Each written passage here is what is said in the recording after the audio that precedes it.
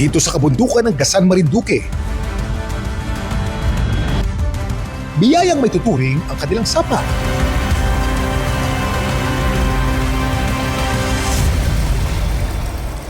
Yan o, dalawa na. Dalawa na yung nagadali. Pero kamakailan, sumiklab ang usap-usapan ng posibleng peligro ng sapa.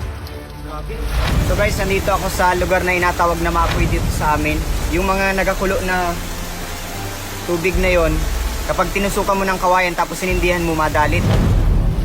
Ang ilang bahagi raw kasi nito, ang unang umaapoy. Yan, 3 on Uy! Lakas!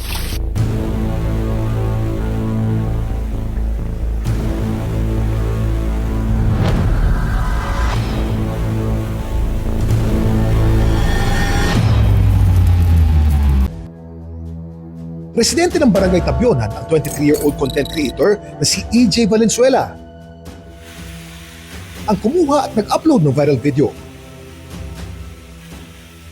Nung bata pa po kami ay kadalasan ko na pong nakikita ito sa mga matatanda po sa amin. At kinagisganan po talaga namin na meron na pong umaapoy dito sa lugar po ng Kamanga. Nagasingaw daw na natural gas. Kadalasan po ang paniniwala nila, singaw daw po ng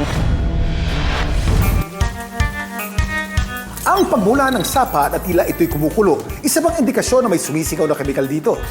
Una nating tignan ang karapit na bulkan nitong sapa ng maapoy, ang Bulkang Malindig, na isang uri ng stratovolcano.